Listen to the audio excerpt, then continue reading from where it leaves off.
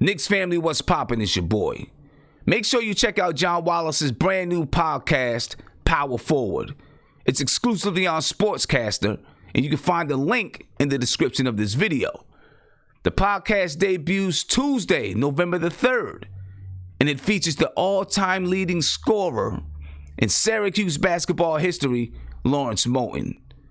I'll be watching. Hopefully you'll be watching. Now let's get to the video. Tom Thibodeau was there. You know we got to bring out some Tom Thibodeau questions. Tom Thibodeau was there in 96. You played with the Knicks the year they made that finals run, 99 and 2000. What can you tell us? What do you remember about Tom Thibodeau and his approach to the game? I was with Tom every day, Coach Tibbs, every day, because he was the rookies guy. So myself, Dante Jones, Walter McCarty, we had to be at practice an hour before every practice. Mm-hmm. So Coach Van Gundy said practice at 10. That means the rookies had to be there at 9. He only told you that the first day. You had to learn that from the very first day. He never repeated that. So whatever time he gave, we had to be there an hour early.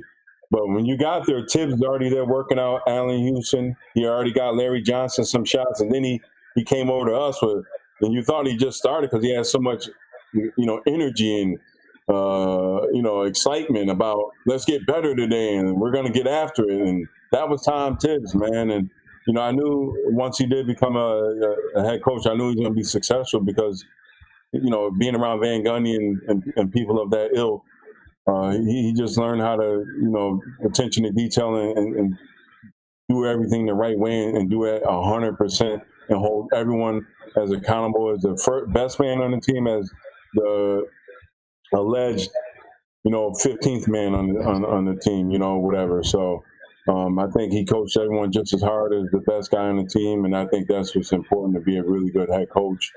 And I'm looking forward to the Knicks this year and the culture that he's going to implement and bring us back to those years where the Knicks were relevant every year. Miss those years, man. Yeah. It's been a rough couple of decades. Besides the Melo stint. The Melo era, when we've been in the playoffs, but the past couple of decades, man. That donkey Hibbert blocked the dunk, and it had to be a Georgetown guy that had insult to injury. Oh my goodness, tell me about it, right? You felt the wind come out, like you just felt that. It was like, that was painful. Roy Hibbert, man. Agree with Prigioni, man. Yeah, we were done after that. But can I ask you a question on that real quick on Tom Thibodeau? So Tom Thibodeau, obviously, he came from, at least it seems like all of our favorite eras of Knick basketball where it was tough, it was no nonsense. But now he's in a so-called, and not necessarily a worse, but a relatively softer NBA, right? Some of the hard-nosed coaches, they, kind of lose their voice. And obviously Tom Thibodeau's had somewhat of a rocky road after, really good years with Chicago. And it's never been down to really his X and O's. He's a good X and O guy, it seems like. But now you have this smorgasbord of like coaches around him, Woody, and those are the guys they picked up to put around Tom Thibodeau. How do you think that's going to translate with some of these younger guys? Because Tom Thibodeau, he can't, the whole George Carl school of basketball, hey, just do what I tell you to do. No complaints, whatever. That's kind of dying or dead versus now you have to have more of a softer touch. So how do you think he's going to translate with these so-called younger guys, the new NBA, which is a little bit more softer than before? Well, I think there's got to be a little bit of conformity on both sides. Like Tibbs got to be willing to conform a little bit, I'm sure, and because he's going to change his style a little bit because today's player is a little different. But today's players got to be a little bit more receptive to some constructive criticism and knowing they're getting taught by an NBA champion coach, and once you buy in, it makes it a lot easier. And that's just life, man. When you're a player, obviously the management and hired the coach that they feel can bring us to where we need to be.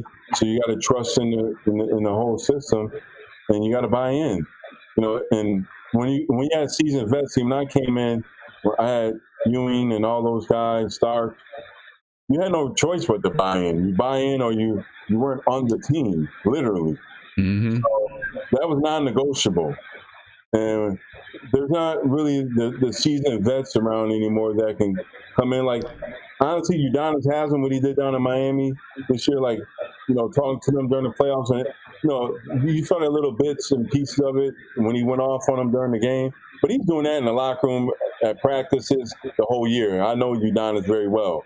So we need, you need somebody to hold you accountable every single day to make sure that you're doing what you're supposed to do, because the NBA is a grind and it's tough.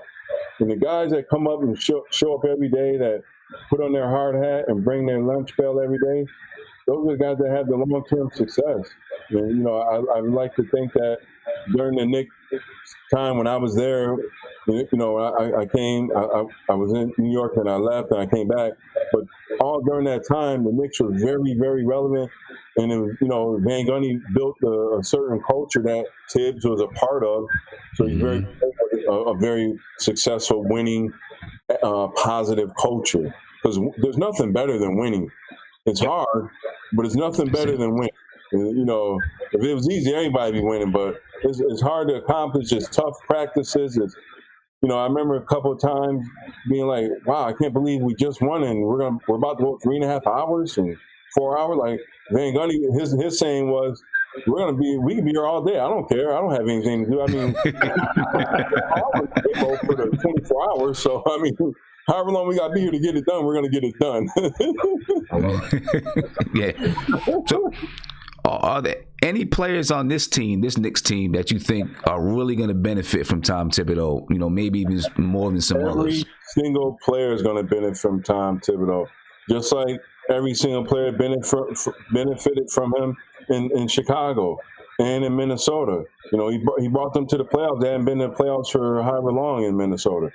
He single-handedly was responsible for not only drafting Jimmy Butler, but instilling the work, the necessary tools to make Jimmy Butler become the player that he eventually became.